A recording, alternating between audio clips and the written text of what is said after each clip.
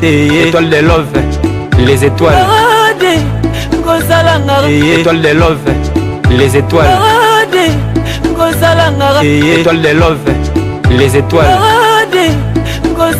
Étoile de love, les étoiles.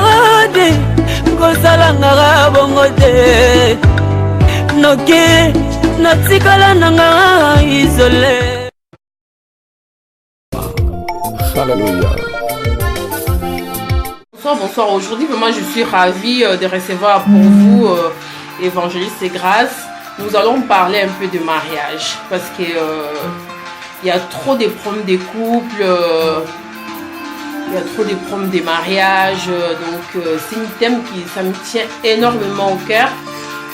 Donc, c'est pour ça que j'ai cherché à partager ça avec l'homme de Dieu. J'ai eu cette grâce-là. Je connaissais un homme de Dieu qui a accepté de partager ce thème avec moi. Donc, j'espère qu'on va passer un bon moment ensemble avec notre invité.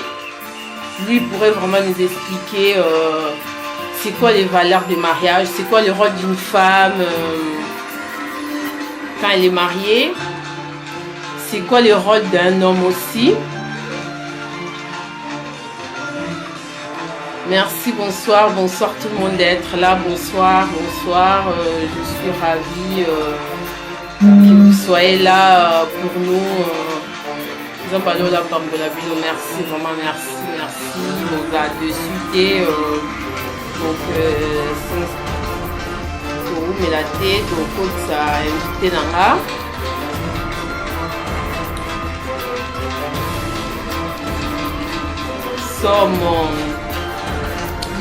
Vraiment tout ce qui est mariage, tout va valeur à mariage, but lié à mariage,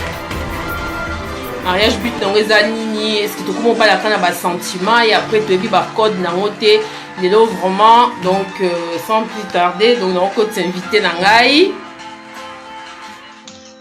N'hésitez pas à poser vos questions. Bonsoir l'homme de Dieu, bonsoir.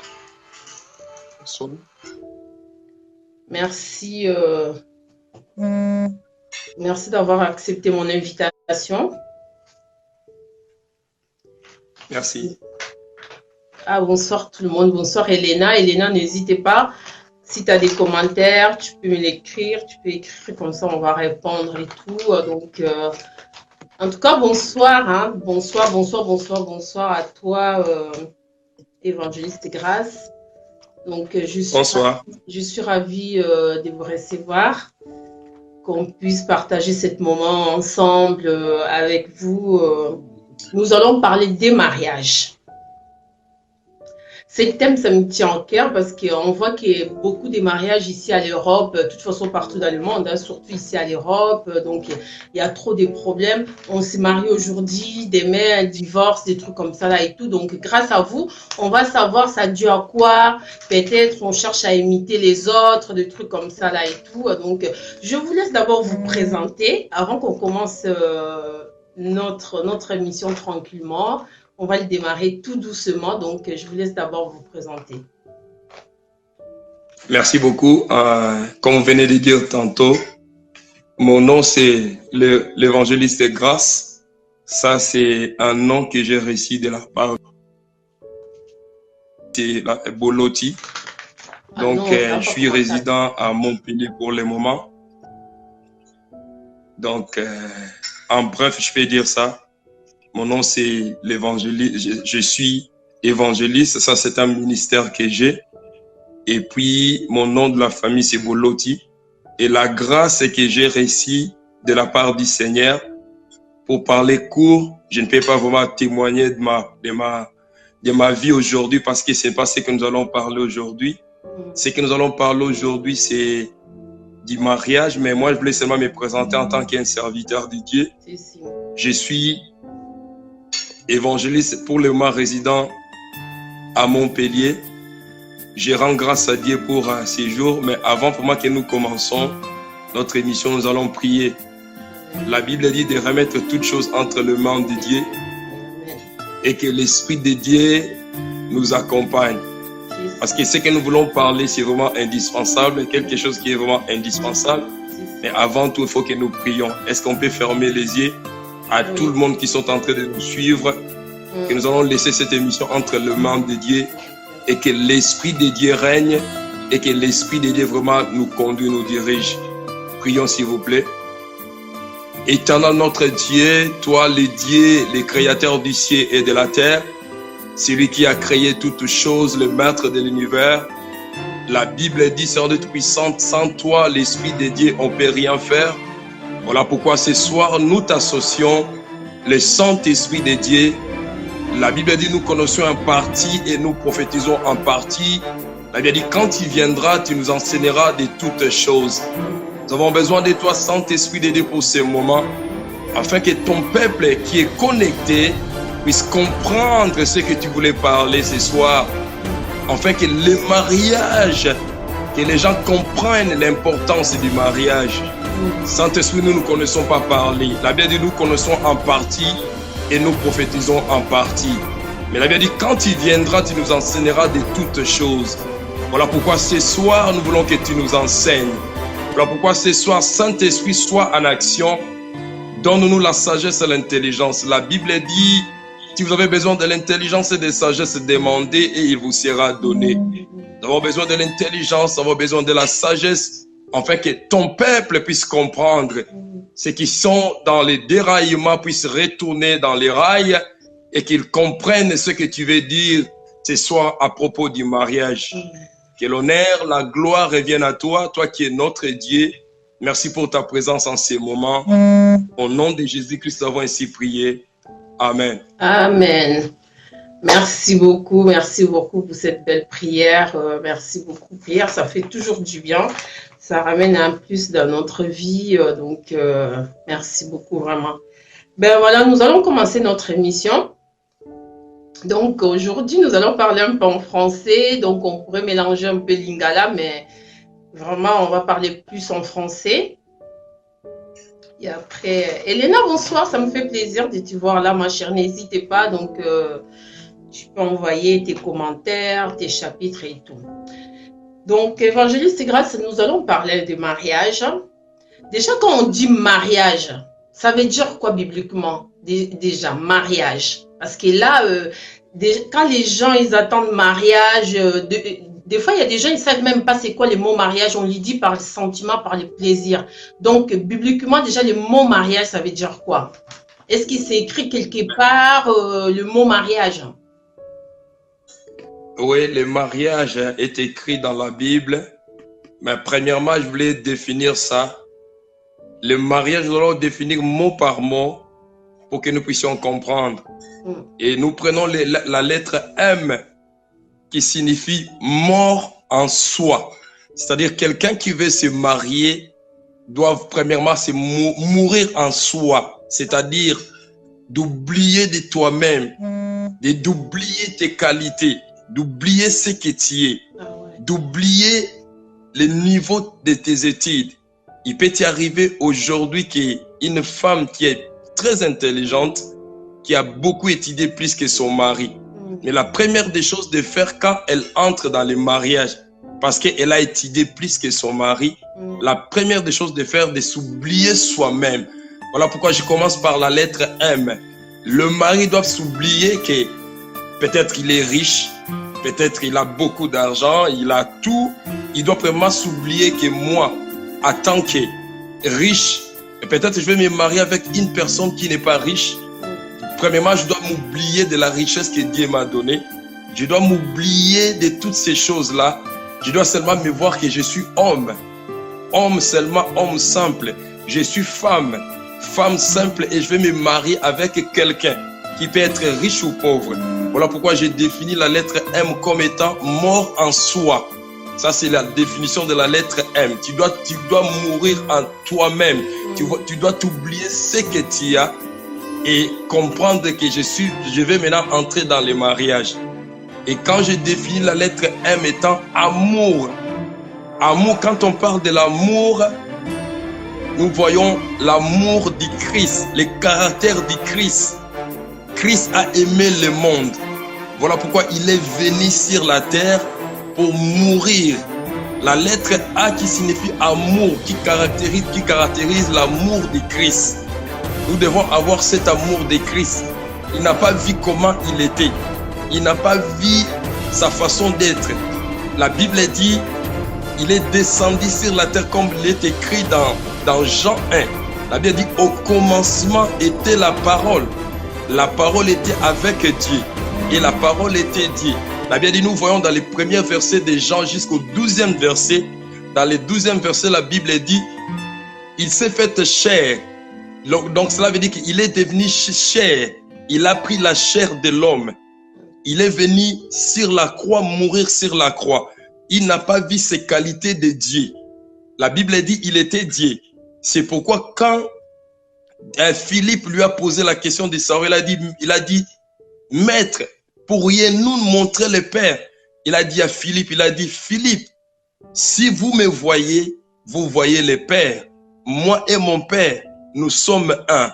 Mais la Bible dit, quand nous sommes dans la lettre 1A, il n'a pas vu qu'il était Christ. Il n'a pas vu qu'il était Dieu. Mais il s'est donné sur la croix. Il est mort sur la croix. Il a été insulté. On lui a parlé, on lui a appelé de tous les mots. Il n'a pas vu toutes ces choses-là. Mais il a dit, je vais mourir pour les péchés du monde. Voilà pourquoi la lettre A signifie amour, qui est caractérisé de l'amour de Christ. Voilà pourquoi quelqu'un qui veut se marier, il doit avoir cet amour-là de son prochain. Il ne peut pas voir les qualités qu'il a, qu'il est riche ou il est pauvre, il est noir ou il est blanc, il est, je ne sais pas, indien ou quoi que ce soit. Il doit avoir l'amour qui est caractérisé de l'amour de Christ. Christ a pris notre place sur la croix et il a dit, je vais mourir pour que mon peuple soit sauvé. Il n'a pas vu les insultes, il n'a pas vu comment est-ce qu'on lui poussait de prendre la croix et de monter avec la croix dans la montagne de Golgotha. Donc l'amour que je porte à mon mari, donc c'est le même amour que je porte en Christ ou c'est des choses différentes?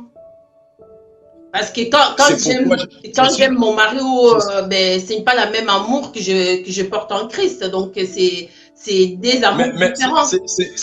C'est la même chose, ma sœur. Pourquoi? Parce que Christ n'a pas vu comment il était Dieu. Cela veut dire que quand tu aimes ton homme, bien tu aimes ta femme, tu dois avoir cet amour qui est caractérisé de l'amour de Christ. Christ n'a pas vu toutes ces choses-là, il n'a pas vu tes péchés, il n'a pas vu mes péchés, il n'a pas vu les péchés du monde. Mais il a dit qu'il faut que je vienne mourir sur la croix. Et quand tu veux aussi aimer, tu ne peux pas voir les fautes de ta femme, le problème qui est dans ta femme, mais tu vas aimer ta femme comme elle est. Tu vas aimer aussi ton homme comme il est. C'est ça l'amour de Christ. L'amour de Christ est caractérisé. Il est caractérisé de tout. Et la Bible dit dans 1 Corinthiens 13, la Bible dit, l'amour couvre le multitude de péchés. Cela veut dire que tu vas pas voir la façon d'être de ta femme. Tu vas pas la condamner, mais tu vas aimer la femme comme Christ nous a aimés. Il n'a pas vu notre faute. Il a dit, je vais aller mourir sur la croix pour ce peuple, parce que j'avais besoin. Aujourd'hui, cet amour, ça n'existe plus, parce que si vraiment l'amour, il faut aimer l'autre comme t'aimes ton Dieu, comme t'aimes Christ, on ne devait pas divorcer. Si les jours d'aujourd'hui, on divorce, il y a des problèmes dans les couples, donc ça veut dire qu'on ne donne pas cet amour-là que Dieu nous demande de donner à l'autre. Donc ça veut dire qu'on est devenus des égoïstes. Effectivement, c'est pourquoi aujourd'hui, nous, que tu sois chrétien ou païen, il faut que nous amenons notre amour, notre relation par l'amour de Christ.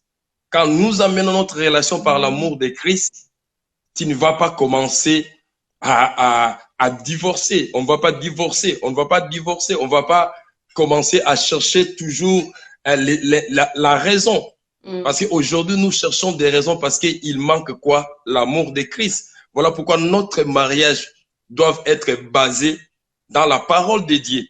Quand le mariage est basé dans la parole de Dieu, vous n'allez pas voir la faute des autres, mais vous allez retourner dans la parole et faire tout dans la parole et vous allez voir que le Seigneur va vous aider. Mais aujourd'hui, notre mariage n'est pas basé dans la parole de Dieu. Voilà pourquoi il y a plein de divorces aujourd'hui. Ben, comment on peut vivre avec l'autre? C'est quoi la base? C'est quoi les efforts qu'on peut faire pour vivre avec l'autre qui ça marche très bien? Donc, il faut, à part d'être soumise, donc c'est quoi encore comme les efforts que on peut faire? Parce que l'effort, il faut que ça soit réciproque. Il n'y a pas que la femme qui peut faire les efforts de vivre avec l'homme. Il faut que l'homme aussi fasse des efforts vis-à-vis de sa femme. Donc, on voit... Effectivement. Oui. Effectivement, ma sœur, dans les mariages, les efforts doivent être réciproques. Oui. Dans les mariages, avant d'épouser, c'est pourquoi on nous demande premièrement de prendre un petit peu de temps, de comprendre ce que la femme aime et ce que aussi la femme n'aime pas. Et tu dois aussi prendre le temps de comprendre aussi ce que mon homme aime et ce que l'homme aussi n'aime pas. C'est vraiment indispensable dans nos vies avant seulement d'entrer dans les mariages. Et comme je viens de dire que les mariages doivent vraiment être basés à la parole de Dieu. C'est-à-dire que comme il est écrit, la Bible dit ceci, mari, aimez vos femmes et femmes, obéissez à vos maris. Oui. Mais avant d'entrer dans toutes ces choses-là, la première chose de faire, c'est quoi? C'est de commencer à comprendre qu'est-ce que ma femme aime et qu'est-ce que mon homme aime. Parce qu'il y a des limites dans les mariages. Il y a des caractères qui viendront ensemble. Et dans ces caractères, vous allez voir que l'homme est colérique et la femme n'est pas peut-être colérique. Ouais. Et la femme connaît que le moment là, mon homme est devenu en colère. Qu'est-ce que je dois faire? C'est quoi? Je dois stopper. Peut-être si je parlais beaucoup et que je connais que mon homme, il est en colère maintenant, je dois me calmer. Je dois me stopper. La même chose aussi avec l'homme. Il connaît sa femme. Il connaît quand est-ce que sa femme n'aime pas ces choses et il sait comment stopper. Donc, premièrement, la première des choses, c'est ça. C'est comprendre l'un à l'autre. Et après, vous allez maintenant faire quoi? Vous allez construire votre mariage dans la parole de Dieu. Ouais. Il y a beaucoup des hommes qui demandent leur femme d'être soumise. Des fois, on utilise des mots qu'on ne sait même pas l'utilité. On peut dire être soumise. Parce que des fois, il y a des hommes comme ça et tout. Ils croient que de crier sur sa femme, c'est ça la soumission, des trucs comme ça. Et tout. Après toi, comme ça et tout, ça veut dire quoi cette mot soumission? Femme, soyez soumise. Ça veut dire quoi? Comme ça, les gens ils vont savoir la soumission, c'est quoi? Parce que il y a des hommes qui exagèrent un peu, qui croient que la soumission, la femme, elle devient, entre guillemets, comme ton esclave, des trucs comme ça là et tout. C'est pour ça que je m'aime bien que tu puisses nous éclaircir cette mot soumission. Ça veut dire quoi? Ouais, le mot soumission, vraiment, selon la Bible, le mot soumission veut dire quoi? Vient du verbe respecter. Tu vois? Donc, le mot soumission vient du verbe respecter. Cela veut dire que tu te soumets à ce que ton mari dit selon la parole de Dieu. Tu comprends? Ouais. Tu te soumets selon ce que ton mari dit selon la parole de Dieu. Parce qu'aujourd'hui, on ne peut pas dire que je suis soumise à mon mari, mais mon mari m'envoie d'aller prendre le fétiche. Mon mari me dit que non, je suis un magicien. Parce que moi, je suis un magicien. Va voir les magiciens si tu deviens aussi, tu prends aussi la magie. Non. La soumission doit être accompagnée par la parole de Dieu. La soumission, cela veut dire le respect de ton mari. La femme doit respecter son mari. Mais ce n'est pas la soumission qui devient une dictature. Non. La soumission doit être accompagnée par la parole de Dieu. Est-ce que vous me comprenez bien? Mais quand ça ne devient plus la soumission, ça devient maintenant la dictature. Parce que je suis en train de suivre un Dieu mort. Donc, Dieu a demandé à la femme de soyez soumise. Mais l'homme, il n'a pas le droit d'être soumise, quoi. Donc, parce que si je comprends bien, tu viens de dire la soumission, c'est du respect, c'est respecter ton homme. Donc, il faut que ça soit réciproque. Donc, ça veut dire qu'une femme Mais peut oui, être soumise, un homme aussi peut être soumis aussi. Non? mais oui, Pas pour que dans ce sens. la soumission de l'homme, c'est l'amour Ok. que l'homme aura envers sa femme. Ah, ok, d'accord. Dès que, vous comprenez, la soumission de l'homme, c'est quand l'homme va aimer sa femme. Et vous savez, ce que je comprends aujourd'hui, c'est quoi? Les femmes a toujours un grand cœur. Presque toutes les femmes du monde, sur 100% des femmes du monde, vous allez voir qu'il y a 95% des femmes qui ont un grand cœur, qui sait comment supporter leur mari. Mais la première des choses, c'est quoi? Pour que la femme vraiment puisse être soumise à son mari, la première des choses de faire, c'est quoi? Cela vient de son mari. Le mari doit aimer sa femme. Et dès que la femme va voir que son mari l'aime, la femme sera soumise automatique. Et ça sera une chose qui sera vraiment automatique. Et cela commence par l'homme. Il faut que l'homme aime sa femme. Dès que l'homme va commencer à aimer sa femme, cela devient automatique. Parce que ce que j'ai compris aujourd'hui, les femmes ont vraiment un grand cœur. Mais ce qui arrive, ce qui devient mauvais, c'est quoi? Quand l'homme ne sait pas comment aimer sa femme. Et c'est là où ça devient maintenant un grand problème. D'accord. La première des choses, ça commence chez nous les hommes. Les hommes doivent aimer leur femme. Et dès que l'homme va aimer la femme, la soumission sera très, très, très, très facile. Mais quand l'homme n'aime pas sa femme, quand l'homme ne sait pas comment aimer sa femme, quand l'homme ne sait pas comment chérir sa femme, et cela devient un problème. Donc, ça veut dire que des fois, dans le couple, s'il y a du manque du respect de la part de la femme, ça veut dire que son homme, il ne sait pas lui donner l'amour. Ben oui, parce que la Bible a dit ceci. Marie, aimez vos femmes et femmes, obéissez à vos maris. La première des choses, c'est l'homme qui doit commencer à aimer sa femme. Dès que l'homme va aimer la femme, et ça sera vice-versa. La femme aussi va commencer à respecter son mari. Du coup, c'est comme ça. Donc, c'est vice-versa. Il faut que nous commençons par nous et après, ça va descendre chez la femme. D'accord. J'ai une question d'une sœur qui m'a écrit me disant que ben, je sais pas préparer à manger. Donc, ses parents n'ont pas appris à préparer à manger, il ne sait pas préparer à manger. Et ça fait que son mari, il n'arrête pas de les rabaisser sans arrêt. Donc, elle dit à tout le monde, ben, ma femme, là, elle ne sait même pas préparer à manger. Je vais trouver une autre femme, des trucs comme ça là et tout, comme ça va les remplacer. Donc, elle ne comprend pas. Elle a dit, dès le début, je l'avais dit que je ne savais pas préparer à manger, malgré ça. Donc, comme il était amoureux de moi, on a décidé de vivre ensemble. Mais le jour d'aujourd'hui, j'arrive plus à supporter son comportement parce qu'il me ridiculise sans arrêt. Donc, est-ce qu'un homme, il peut tromper sa femme parce que sous prétexte que sa femme ne sait pas préparer à manger ou sous prétexte parce que sa femme, elle est sale? Mais ça c'est pas vraiment une solution de répudier ta femme ou bien de divorcer ta femme parce qu'elle ne sait pas préparer. Ça, vraiment, ce n'est pas une raison. Bibliquement parlant, ce qui peut permettre à l'homme de divorcer à sa femme, c'est l'adultère, selon la Bible.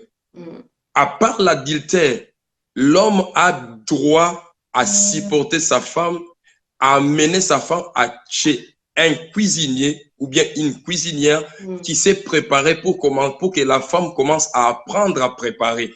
Moi, je pense que ce n'est pas une raison de divorcer ta femme ou bien d'aller tromper ta femme parce que la femme ne sait pas préparer. Ça, ce n'est pas une raison. Pour moi, en tant qu'un homme de Dieu, en tant qu'un serviteur de Dieu ou bien en tant qu'un homme, si j'aime ma femme, comme la Bible, comme il est écrit dans la Bible, je vais prendre ma femme, l'amener à la femme, plutôt amener ma femme chez quelqu'un qui connaît préparer et aider ma femme à apprendre comment préparer.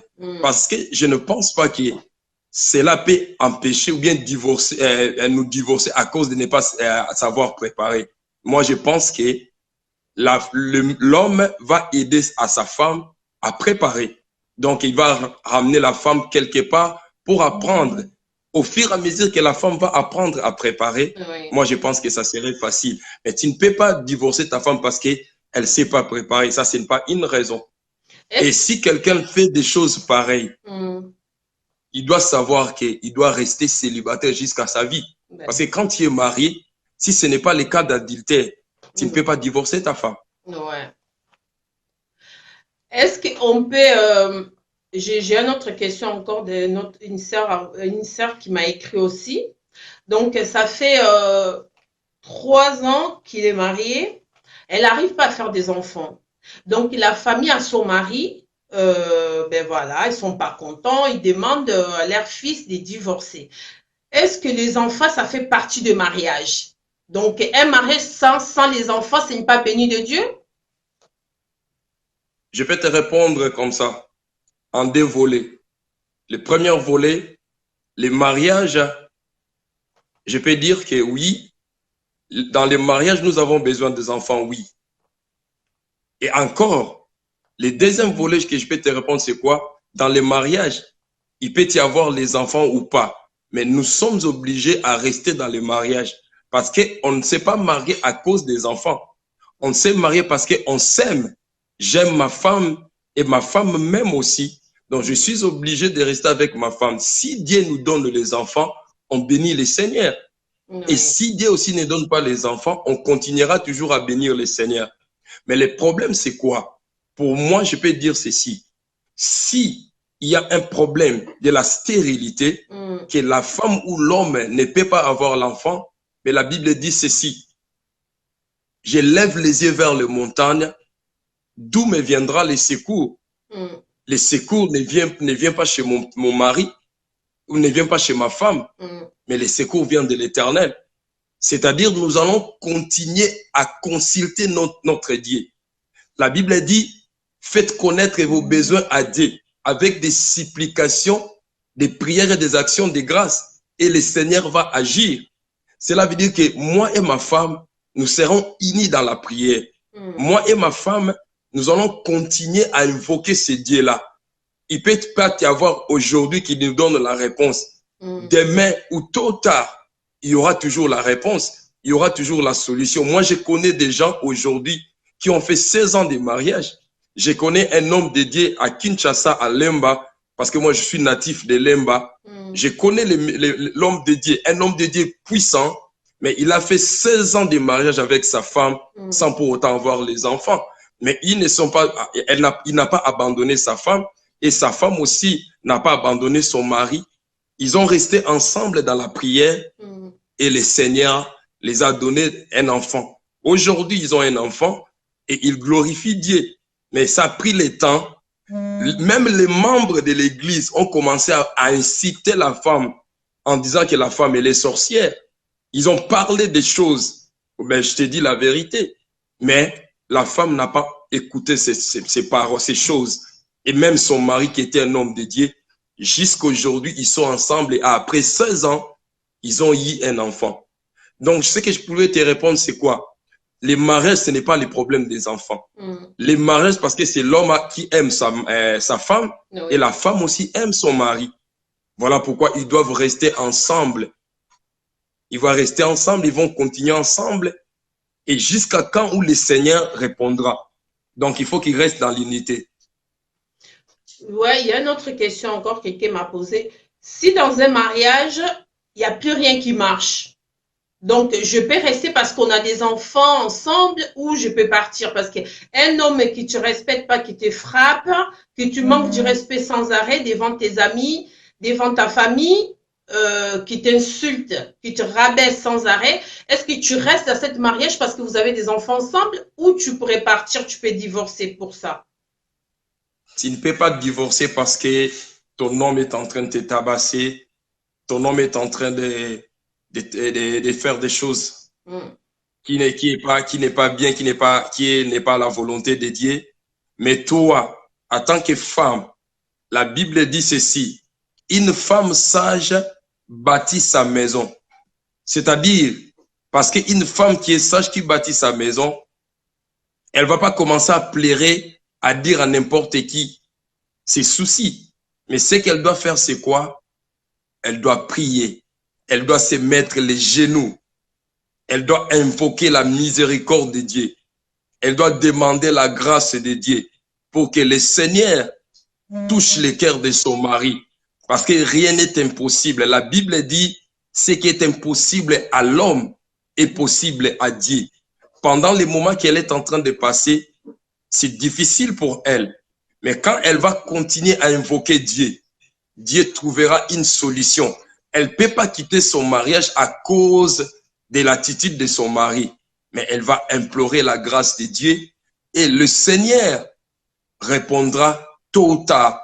Parce que la Bible dit, il est le maître des temps et des circonstances. Ce que la femme doit faire, c'est quoi?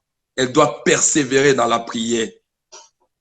Et le Seigneur répond toujours à son temps. Mais tu trouves pas ça serait un peu le danger pour les enfants parce que souvent les enfants ils produisent les mauvais comportements des parents. Donc si tu restes dans un mariage là où le père il est sauvage, il frappe et tout, c'est très dangereux par rapport aux enfants, non? Surtout si tu as des garçons et tes fils ils risquent de produire la même chose. Tu trouves pas que ça serait une bonne idée de partir, d'aller prier ailleurs, peut-être si c'était vraiment l'homme de sa vie, et ben voilà, là où il va partir, il va continuer à prier. Si c'était lui, un jour, ils vont s'y mettre ensemble et qu'ils continuent à rester dans cette foyer-là, là où il y a la violence. Qu'est-ce que tu en penses? Pour moi, je ne pense pas en tant qu'un homme de Dieu de conseiller aux femmes qui sont dans des persécutions, qui sont dans des tribulations aujourd'hui, de quitter leur maison pour aller prier ailleurs et attendre. Ça, c'est ouvrir la porte de l'ennemi. Dès que tu ouvres la porte de l'ennemi, tu pars. Et l'ennemi envoyera maintenant quelqu'un pour que tu puisses perdre ton mariage. Moi, la solution, pour moi, en tant qu'un homme de Dieu, je conseillerais aux femmes qui sont en train de souffrir de pleurer, ne pleure pas devant un homme, mais pleure devant Dieu. Invoque ton Dieu. Et le Seigneur, il te répondra à son temps. Je connais, je te dis, parce qu'avec expérience et avec la parole de Dieu, nous avons une solution. Et notre solution, c'est Jésus-Christ de Nazareth. Voilà pourquoi moi, je ne conseillerais pas aux femmes qui sont en train de passer dans des tribulations. Parce que moi, j'appelle ça tribulation. Ce que vous devrez savoir, c'est quoi? Dans les mariages, il y a des tribulations. Dans des mariages, il y a des problèmes. Il y a les hauts et les bas. Il y a des temps de pire. C'est pourquoi on pose la question à la femme. Est-ce que tu sauras au temps pire? Cela veut dire qu'il y aura un temps pire. Il y aura des tribulations. Mais continuez dans la prière. Persévérez dans la prière et le Seigneur agira à son temps. Je ne conseillerais pas aux femmes de quitter leur maison parce que quitter ta maison, tu ouvres une grande porte pour que l'ennemi puisse entrer. Donc, reste dans la prière, sois soumise toujours à ton mari. Et quand le Seigneur verra ta soumission, verra le respect que tu as envers ton mari, le Seigneur touchera le cœur de ton mari et le mari reviendra. Il te demandera pardon et vous allez continuer à vivre une vie parfaite dans ton mariage. Merci. Est-ce qu'une femme qui peut demander à son mari devant ses amis, chérie, tu peux venir préparer à manger ou tu peux venir préparer la semoule? Pourquoi c'est mal vu? Parce que c'est des amis, des familles, donc tu as le droit, non, de demander devant les amis de ton mari, s'ils sont là, de dire à ton mari, chérie, est-ce que tu peux venir préparer la semoule? Pourquoi c'est manque de respect? Pour moi, je dis ceci. La première des choses à faire, c'est quoi? Ce n'est pas d'appeler ton mari devant ses amis pour lui demander, viens préparer les semoules. Ça aussi, c'est le manque de respect. Donc, ce que tu dois faire, c'est quoi? Tu appelles ton mari dans un coin là où vous êtes seulement à deux.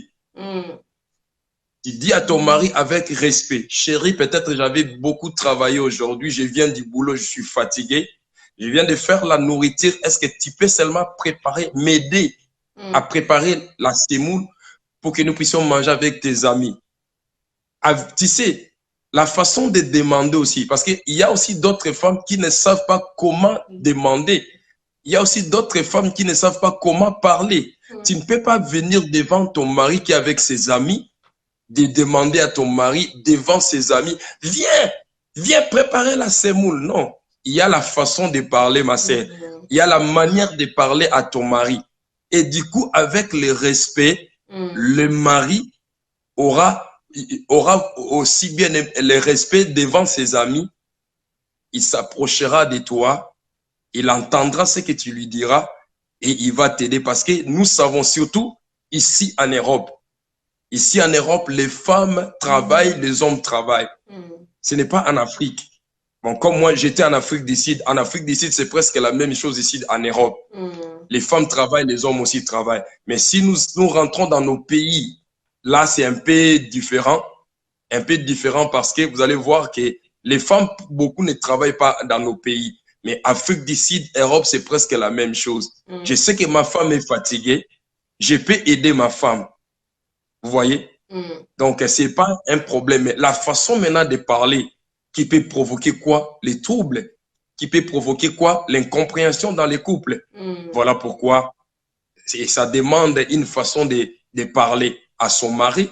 Et le mari aussi, il doit être compréhensif parce qu'il sait de la même façon que ma femme est fatiguée, donc je dois l'aider. Donc c'est ça. D'accord. J'ai une autre question d'une sœur qui m'a écrit. Elle a dit que mon mari, c'est quelqu'un de très calme. Mais moi, j'aime tout ce qui est nganda, sortir en boîte de nuit, des trucs comme ça. Et ça fait qu'il se ramène beaucoup de bagarres à la maison. Donc, parce que elle est quelqu'un qui aime bien sortir. Son mari, c'est quelqu'un qui reste plutôt à la maison et tout. Donc, elle comprend pas pourquoi son mari, elle veut pas de ça. Pourquoi elle interdit d'aller dans les nganda, dans les boîtes de nuit, des trucs comme ça là et tout, puisque c'est sa raison de vivre. Donc, quand il ne sort pas, il n'est pas bien. Alors, qu'est-ce qu'on peut conseiller à notre sœur pendant qu'il y a son couple là qui est un peu en danger? Donc, son mari, il a dit s'il ne change pas de comportement, ils vont s'y séparer. Qu'est-ce qu'on peut conseiller à quelqu'un comme ça qui aime bien sortir tous les samedis, d'aller boire un peu la bière à gauche, à droite, pendant que le mari reste à la maison avec les enfants, qu'il puisse sauver son couple? Qu'est-ce que tu peux lui conseiller là-dedans? Bon, pour la sœur, là, c'est ça ce qu'on appelle maintenant la soumission. C'est ça la soumission qu'elle est en train de manquer. Parce que là, ça devient vraiment un danger. Parce que la femme doit obéir à son mari. Et quand le mari te dit de ne pas aller dans des boîtes de nuit, parce que si nous parlons de la parole de Dieu, je donne un exemple. Un mari chrétien, comment est-ce qu'un mari chrétien peut te permettre d'aller dans des boîtes de nuit? Un mari chrétien peut te permettre, tu peux aller dans une fête, le mari peut te permettre. Tu peux aller dans une réunion, le mari peut te permettre. Tandis que si vous allez dans des boîtes de nuit, un mari chrétien, il ne peut pas accepter. Il peut t'arriver aussi que vous êtes invité dans une réunion, le mari n'est pas content. Et si tu es une femme soumise, tu dois obéir à ton mari. Tu peux reporter la réunion. Tu peux appeler à la réunion pour dire que non, je ne peux pas parce que mon mari n'est pas content. C'est ça ce qu'on appelle la soumission. Et c'est vraiment une vraie soumission. Ce n'est pas mauvais que le mari refuse d'autres choses qui peut amener un problème dans le foyer. Du coup, pour moi, je pense qu'un mari chrétien, même s'il n'est pas chrétien, parce qu'il y a d'autres maris aussi, il n'est pas chrétien, mais il est droit. Il marche aussi dans le droit chemin. Lui, il ne part pas dans des boîtes de nuit. Comment sa femme peut aller dans des boîtes de nuit? Là, c'est mauvais. Pour moi, je peux conseiller au couple d'essayer un peu. La femme, elle doit vraiment respecter, elle doit vraiment obéir, elle doit vraiment être soumise. Et dès qu'elle sera soumise, ça va sauver son mariage. Mais si elle ne sait pas comment être soumise, elle va perdre son mariage. Donc, du coup, c'est mieux pour la femme d'obéir, d'être soumise. Et elle va garder son mariage. Et ce qui sera mauvais, c'est quoi? Un jour qu'elle condamne son mari, que non, mon mari m'a abandonné. Aujourd'hui, les femmes ont toujours l'habitude de dire des choses pareilles. Il m'a abandonné, il m'a laissé. Mais quand il t'est conseillé, quand il te disait de ne pas faire ceci, toi, tu faisais toujours. Mais aujourd'hui, quand il prend la décision, ça deviendra maintenant mauvais. Du coup, c'est mieux pour une femme pareille de respecter ce que son mari. Comment un mari qui ne va pas dans des boîtes de nuit, tandis que toi, tu pars souvent dans des boîtes de nuit. Les maris qui n'aiment pas beaucoup sortir, mais toi, tu aimes toujours sortir. Mais non. Donc, du coup, là, tu n'es pas soumise. Et du coup, là, tu es hors de la parole de Dieu. Parce que c'est une recommandation de Dieu. Mari, aimez vos femmes et femmes, soyez soumises. Toi, maintenant, ton mari dit de ne pas aller dans des boîtes de nuit. Toi, tu continues à aller dans des boîtes de nuit. Cela veut dire que, premièrement, tu es hors de la volonté, de la parole de Dieu. Donc, cela veut dire que tu es dans le péché. Et le péché, comme ça, ouvre les portes dans les foyers. Le péché, comme ça, permet que l'ennemi entre et saccage les couples et détruit les couples. Voilà pourquoi les mariages pareils, ça ne prend pas du temps. Et souvent, nous condamnons toujours les hommes. Mais quand l'homme qui prend la décision comme ça et que la femme, tu ne veux pas respecter, du coup, tu es dans le péché. Et la Bible dit, tous ont péché et sont privés de la gloire de Dieu. Quelqu'un qui est privé de la gloire de Dieu, qu'est-ce qu'il ramènera dans les couples? Il ramènera que les troubles. Tu vois? La Bible dit quoi? Le diable vient pour faire quoi? Il vient pour tuer. Il vient pour détruire. Il vient pour égorger. Tandis que quand toi, tu n'es pas dans la volonté de Dieu, du coup, tu amènes les diables dans les foyers. Tu amènes les diables dans la maison. Et si les maris commencent maintenant à voir ailleurs, là, tu vas condamner les maris. Parce que c'est toi-même qui as amené l'ennemi dans la maison. Tu as amené l'ennemi dans les couples. Du coup, ce n'est pas bien. Ben voilà, j'ai une autre question d'une sœur, un autre sœur encore qui m'a écrit en disant que ça fait 10 ans que je vis avec mon copain. On a 3 enfants. Elle ne veut pas m'épouser. Alors, lui, il a dit, soit je donnerai les dots, mais on ne partirait pas à l'église. Alors, la sœur, elle demande, c'est quoi les mariages qui est reconnu bibliquement? Est-ce que c'est la dot, c'est l'église ou c'est la mairie? Ok, je vais répondre ceci. Les mariages, la Bible dit ceci. Je vais un peu aller dans la Bible. La Bible dit, premièrement, dans Hébreux 13, verset 4, que le mariage soit honoré de tous. Ça, c'est un. Que le mariage soit honoré de tous. Genèse 2, 24 dit ceci. C'est pourquoi l'homme quittera sa famille et il s'attachera à sa femme. Donc, je voulais dire ceci. Les mariages coutumiers, c'est un mariage qui est reconnu aussi de Dieu. C'est ça, les mariages reconnus aussi de Dieu. Nous voyons ici Abraham qui envoya son serviteur d'aller chercher la femme de son fils qui était Isaac. La Bible dit ceci. Quand Abraham a envoyé son serviteur, Abraham a envoyé les histoires. Il a donné les choses de ramener à la belle famille. Abraham n'a pas envoyé seulement son serviteur main vide. Abraham a envoyé son serviteur avec les histoires. La Bible dit, il y a eu de l'or, il y a eu d'argent, il y a eu des histoires que Abraham a donné à son serviteur. Cela veut dire quoi? Ça, c'était un mariage qui était coutumier, si je peux dire. Parce que le serviteur d'Abraham a ramené ça chez la belle famille de la femme d'Isaac. Cela veut dire quoi? Le mariage coutumier est reconnu de Dieu. Et si nous voyons le mariage de l'église, comme vous venez de dire, le mariage de l'église plutôt, c'est une bénédiction. Seulement que l'église va seulement bénir le mariage pour qu'il puisse avoir la couverture, le couverture de Dieu.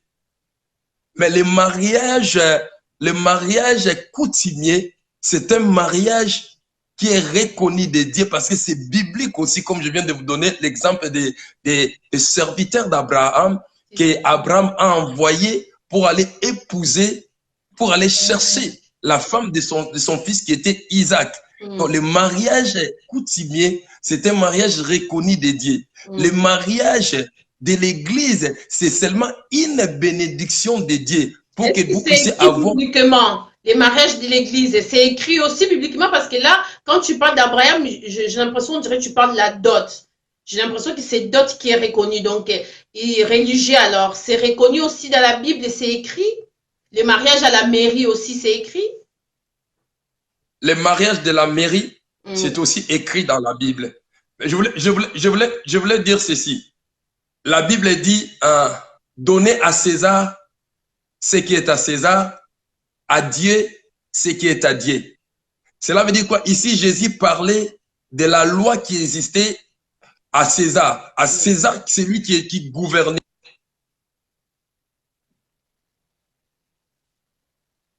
Ben, beau ça va. Souvent, la question, lobby, donc, mon stade Mazana pour répondre. En tout cas, aujourd'hui, nous allons parler de mariage parce que je crois qu'il y a beaucoup de gens qui ne connaissent pas l'importance des mariages. Là, malheureusement, l'homme de Dieu il vient d'être bloqué, donc on va le récupérer tout à l'heure.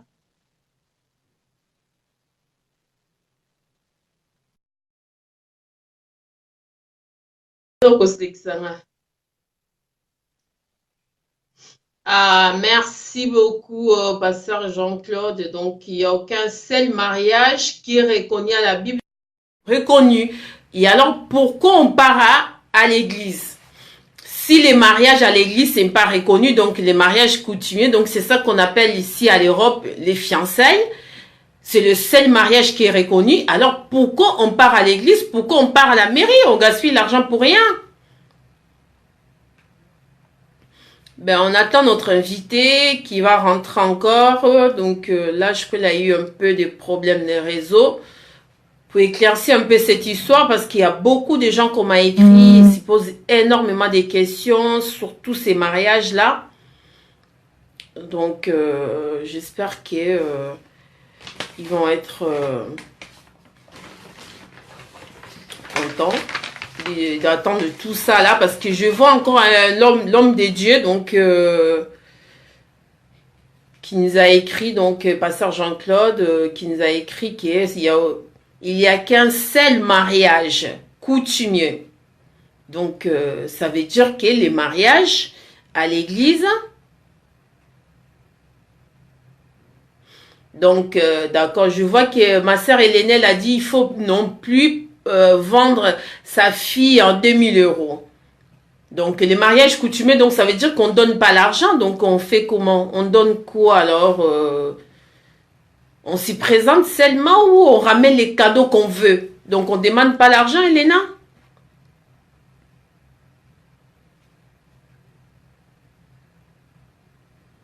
Ah, c'est les catholiques, ils ont instauré les mariages à la mairie?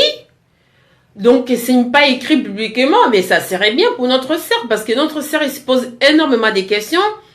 Son mari ne veut pas l'épouser, donc, et après, son mari, il dit, le mariage, ce n'est pas écrit bibliquement. Et notre sœur, c'est quelqu'un qui prie beaucoup, il a dit, mais si elle a créé le monde, donc, elle va créer aussi les mariages. C'est ça la question que notre sœur se pose. Et après, c'est pour ça qu'il m'a demandé, il a dit, Étoile, quand tu vas faire ton émission, est-ce que tu peux poser cette question en demandant que si le mariage s'est reconnu publiquement ou pas. Si le mariage est reconnu publiquement, puisqu'on fait 3 mariages. On fait la dot, on fait la mairie, on fait à l'église. Alors, il faut que j'aille où? Donc, si je vous suis bien, donc c'est la dot qui est très importante. Je ne sais pas.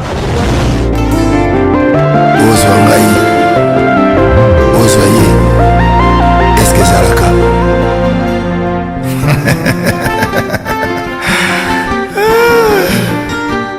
Patrick Maloavengi, Global Express. Nakutu, bana ya Afrique, esika ya si, bana kutia bilongo na yo, izali bongo na Global Express. Angola, Brazza, Kinshasa. Vous avez un problème, vous avez besoin de biloko. Global Express, izali agence ya si, ba kutia bilongo, pe uzia ngo na assurance nyonso. Bakifuna nyonso na lokeno na Angola. Oh wapi? Global Express. Nous va tout vous aller à Kinshasa. so batili yo biloko awa na Global Express na poto na France awa wana okuzwa yango na Pusutano numéro 9 na Kasavu. Bana Guinée, Bana Mikili, Bana Belgique, Bana Saint-Etienne, Bana France Mobimba. Mabi agence ezaka moko. Maman Global PM Express. Patrick Malofin. À air d'ouverture, la chose allait de lundi à samedi, de 9h30 à 19h30. Voilà, bino batu kuzali na poto. Oli kutinda biloko ngela na Afrique. Na oza kutuna Global PM Express izaka wapi? Izasika kubunga te. Izabongo na Satorus. Soko ye na Satorus, okoti Satorus. Otuni numéro 25, Green Léon, Bandiku. Wana okumana Global PM Express. Global Express, ils ont aidé la population congolaise, communauté na biso en France, pour la reçu la déronation à l'étranger, précisément na Congo, Kinshasa, Angola et Brazzaville. Nous avons toujours dans la colis, nous avons la fret par conteneur, le fret maritime, nous avons le fret aérien et le dans l'avion. Le team dans la petite colis, la colis express, où cela va des jours. Et ce qui est à Wanate, nous avons un service funéraire. Au cas où aujourd'hui pour un décès, vous hésitez que vous avez mis au fouti à Napoto, au salut Maramio sur Makin, la ndenge et abisso batapoto, au l'équipe agence, au jus DVD nayo, au monde ndenge prestation et les cas qui nakin, selon vous nayo. Bandiku, Global PM Express, ils allaient agence Yassir, au bakutia biloko, pe usia en assurance nyonso. Pour la biso awa, ils allaient rapidité, confiance, non sérieux. Global Express, rapidité, confiance, sérieux. Là, si vous avez un biloko, c'est qu'on a quelque chose de tika na moko. Na bi Global Express, ya magwa vengi.